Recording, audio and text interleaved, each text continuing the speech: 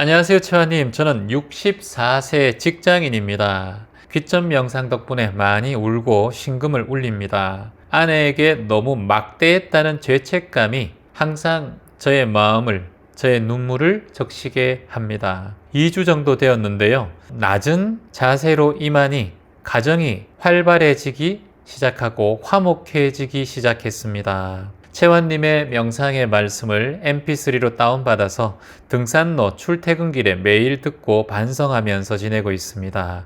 명상 너무 감사합니다. 라고 이렇게 적어 주셨습니다. 이제 우리가 살아오면서 누구나 실수는 할 수 있습니다. 그리고 사람이기 때문에 실수하지 않는 사람은 없습니다. 그리고 또 우리는 인간이기 때문에 죄를 짓지 않고 살 수도 없고요. 죄만 짓고 사는 사람도 없습니다. 그리고 그렇다고 선행만 하고 사는 사람도 없어요. 우리는 매 순간마다 어느 순간에 나도 모르게 작은 생물들을 어찌 보면 살생하고 있고, 매 순간마다 육고기를 먹고 생선을 먹고, 그리고 또 어찌 보면 자동차를 타고 배기가스를 내고, 이 모든 것들이 이 지구의 생태계에 많은 영향을 주고 있습니다. 그래서 어떠한 인간이든 간에 완벽한 인간은 존재하지 않습니다. 근데 여기서 중요한 점은 뭐냐? 나는 완벽한 존재는 아니더라도 온전한 존재가 되겠다라는 발언을 하셔야 돼요. 발언이란 게 뭔가요, 여러분? 원을 낸다는 거예요. 여러분께서 그런 마음을 내보는 거예요. 우리가 소원 또는 원을 품는다 이런 얘기 하잖아요. 그래서 나는 내가 완벽하지 않기 때문에 아내에게 지난날 아내에게 못한 것을 내가 참회를 하고 지금부터라도 뭔가 잘해야겠다라는 생각으로 지금처럼 이렇게 시작하시면 돼요. 근데 자꾸 내가 지난 과거에 대해서 잘못한 걸 자꾸 떠올리면 그게 아내에게 도움이 될까요? 도움이 되지 않을까요? 도움이 안 됩니다. 그러니까 나는 지금 그대로 내가 그동안에 못했던 과거에 대해서 아내에게 진심 어리게 사과하고 이제부터는 그러지 않으면 되는 거예요. 그래서 저는 그렇게 생각을 해요. 이 세상에서 가장 중요한 것은 바로 내가 바로 서는 것이 중요해요. 내가 바로 서야 아내에게도 자식에게도 도움이 되는 삶을 살 수 있습니다. 내가 나를 아끼고 사랑할 줄 알아야 남도 아끼고 사랑하는 마음을 가질 수가 있어요. 대부분 부모들은 자식들을 대할 때 내 욕망을 해소하는 존재로 자식에게 사랑을 준다라고 착각하는 경우가 많아요. 내가 너를 얼마나 사랑하는데 네가 공부를 열심히 하고 내가 뭐든지 해서라도 네 공부하는 거 신경 써주고 너를 위해서라면 모든 걸 할게. 그렇지만 그거는 엄마의 욕망을 자식으로 대리 해소하는 것일 수 있다는 거예요. 정말 경계해야 돼요. 그래서 내가 지금 하는 이 행동과 말이 오히려 자식이나 배우자에게나 또는 주변의 사람들에게 부담을 주지 않는가, 그걸 되돌아보는 것이 지혜로운 자예요. 그래서 가장 먼저 자신을 지켜보고 알아차리는 것, 이걸 뭐라 그래요? 사띠라고 해요. 사띠. 한국말로는 알아차림, 기억하고 알아차려라. 이게 해석이 가장 좋을 거예요. 우리가 사람이 태어난 이유가 뭔가요, 여러분? 사랑받고 행복하기 위해서 태어났잖아요. 자고로 인간은 사랑받고 행복하고 나를 잘 챙기고 하루하루 살면서 내가 만족하면서 살아가기 위해 태어났지 않습니까? 우리 누구나 다 그런 존재예요. 아내도 배우자도 자식도 부모도. 하지만 제대로 사랑을 받지 못하고 내가 희망인지도 모르고 행복함을 느끼지 못하고 살아가는 사람이 대다수예요. 왜 그럴까요? 바로 욕심 때문에 그래요. 어떤 욕심? 물질에 대한 욕심 때문에 괴롭다는 거예요. 여기서 말하는 물질이라는 것은 인간도 포함되고요. 인연도 포함돼요. 모든 사람들은 물건과 물질, 차, 집, 옷, 귀금속, 명품. 근데 그 물건은 사용되지 않기 위해서 만들어졌어요? 사용되기 위해서 만들어졌어요? 사용되기 위해 만들어졌죠. 그런데 지금은 우리 인간이 사랑받아야 되고 인간이 더 중요하게 생각돼야 되는데 우리 인간도 나도 모르게 내 애지중지한 물건에 대해서 더 집중하고 사랑을 하고 있어요. 그래서 사람을 사랑하고 아끼는 마음이 점점 더 옅어져요.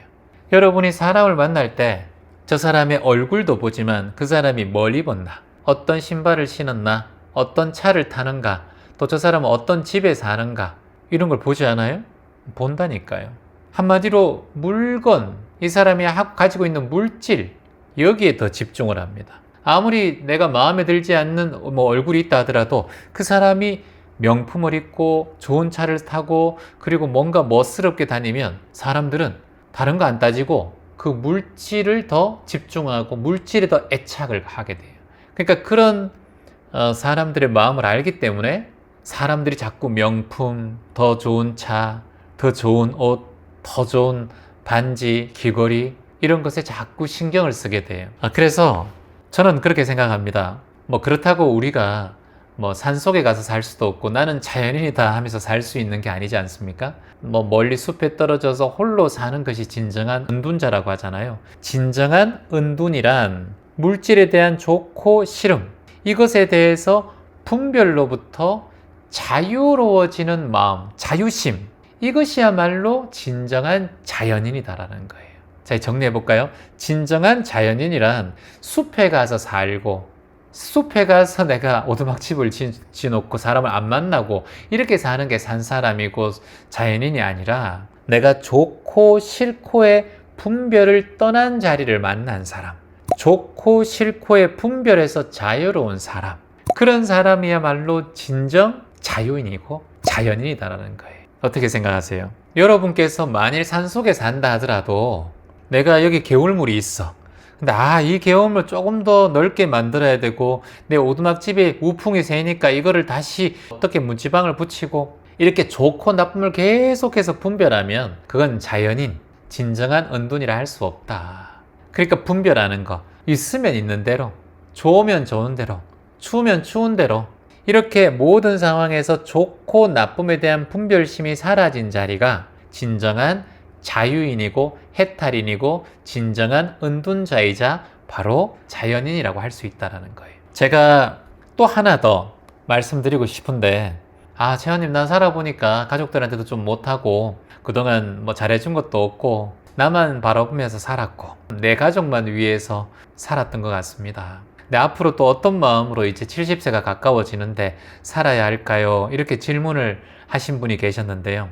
제가 그분에게 말씀드린 게 달라이라마가 이런 말씀을 하셨어요. 우리가 인간이 태어나서 살아가는 이유는 남을 돕는 일이 가장 큰 목적이 돼야 된다. 이렇게 말씀하셨어요. 근데 최하님, 저는 그 말에 동의하지 못해요. 나도 지금 먹고 살기 힘든데 나눌 것도 없고요. 월급도 월급 간신히 휴대폰비 내고 생활비 내고 이렇게 할 정도입니다. 제가 말씀드리지만 내가 몸이 건강하면 봉사를 하면 되고 내가 돈을 조금 벌면 나눔을 하면 돼요. 자, 그런데 여기서 더 중요한 건 뒤에 달라이라마가 이런 말씀을 한마디 더 하게 돼요. 어떤 말이냐? 여러분 잘 한번 들어보세요.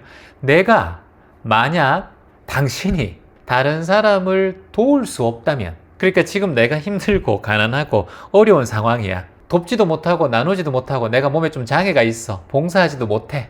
그리고 나는 쥐꼬리만한 월급으로 하루 돈 1,000원 나누기도 힘들어. 그럴 때는 어떻게 하는 게 좋겠습니까? 라고 했을 때 이렇게 말합니다. 최소한 다른 사람을 아프게 하지는 말라 하셨어요. 따라해 볼까요? 최소한 다른 사람을 아프게 하지 말라. 자, 다시 한번 정리할게요. 우리의 인생의 최고 목표는 남을 돕는 일이다. 만일 내가 남을 도울 수 없다면 최소한 남을 해치지 말라. 저는 이 얘기를 들었는데 마음에 굉장히 좀 큰 파동이 치더라고요.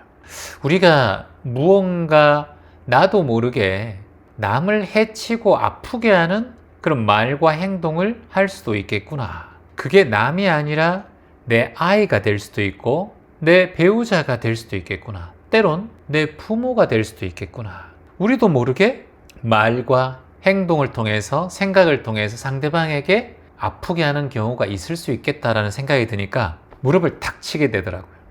나는 그런 적이 없었던가. 이 말과 행동이 최소한 내가 누군가를 돕고 나눔은 없다 하더라도 최소한 남을 아프게 하고 해치게 하지는 말자. 그래서 살아가면서 내가 부인에게 잘해야 되고 자식에게 잘하고 싶다 이런 말씀을 하셨는데, 그래서 가장 좋은 것은 남을 돕는 일로 지금까지 내가 하지 않았던 복을 짓는 것이 좋고, 남을 돕고 봉사하고 나눌 여건이 안 된다면 최소한 사람을 아프게 하지는 말자. 말과 행동으로.